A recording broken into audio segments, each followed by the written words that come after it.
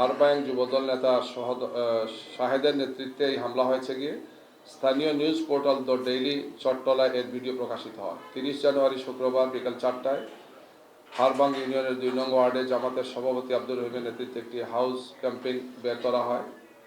এ সময় স্থানীয় যুবদল নেতা শাহেদের নেতৃত্বে অশালীন ভাষায় গালিগালাজ করে কর্মসূচিতে বাধা দেয় এবং জামাতের কর্মীদের দিকে তেড়ে আসে। এ সময় তাদের হামলায় একজন সাধারণ ভোটার আহত হন। পরিস্থিতি উত্তপ্ত উঠলে স্থানীয়রা এগিয়ে এসে যুবদল নেতা শাহেদকে ঘটনাস্থল থেকে সরিয়ে দেন। পরে এলাকাবাসী হস্তক্ষেপে পরিস্থিতি শান্ত হয়। যশোরের শার্শা এবং ঝিকরগাছে বিএনপির পক্ষ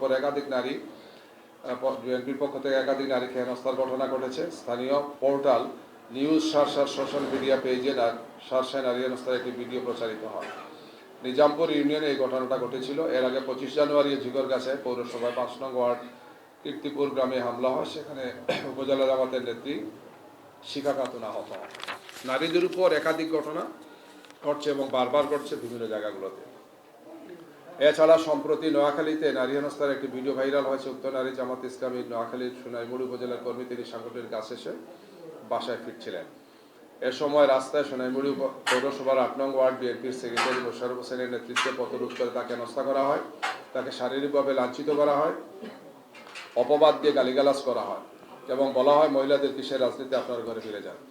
কুষ্টিয়া 3 সদর আসনে জামাত ইসলামীর প্রার্থী মুফতি আমির হামজার মাকে ভোট চাইতে যাওয়ার সময় তাকে অপমান এবং লাঞ্ছনা করার অভিযোগ উঠেছে।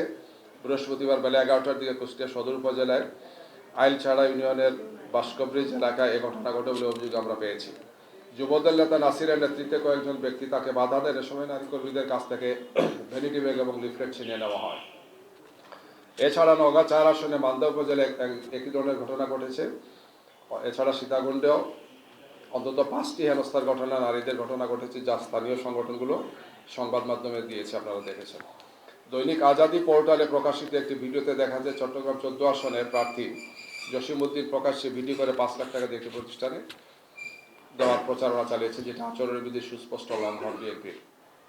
এছাড়াও আমরা বিভিন্ন মাধ্যমে দেখেছি যে ইমাম এবং খতিবদের কাছে বিএনপির পক্ষ থেকে আর্থিক সহযোগিতা এবং বিভিন্ন ধরনের উপঢৌকন পাঠানো হচ্ছে, যেগুলো আচরণ বিধির লঙ্ঘন। এইভাবে গত কয়েকদিনে অনেক জায়গাতেই নারীদেরকে হেনস্থা করা, নাজেহাল করা, নারী কর্মীরা যাতে ফুটে বেরোতে না পারে তাদের হুমকি ধুমকি দেওয়ার ঘটনা একটার পর একটা ঘটে যাচ্ছে। তো আমরা তাৎক্ষণিকভাবে এই সমস্ত ঘটনাগুলো স্থানীয় প্রশাসনকে জানিয়েছি এবং সেখানে বিচারের দায়িত্বে যারা আছেন, বিশেষ করে ম্যাজিস্ট্রেট সহ যারা আছেন, আমরা তাদেরকে অবহিত করেছি। নির্বাচন কমিশনকেও আমরা এগুলো অবহিত করেছি আগে।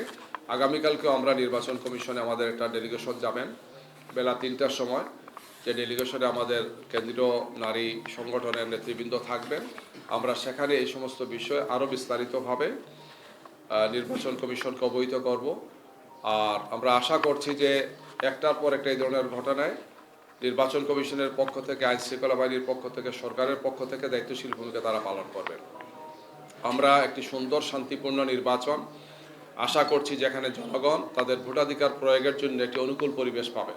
কিন্তু আমাদের সে মনে হচ্ছে যে একটা দল পরিস্থিতি উত্তপ্ত করছেন, একটার পর একটা এই ধরনের আতঙ্কজনক পরিস্থিতি তৈরি করে, সাধারণ ভোটারদের মধ্যে আতঙ্ক তৈরি করে তারা যাতে ভোট কেন্দ্রে না আসেন, এই ধরনের একটা অপপ্রয়াস তারা চালাচ্ছেন।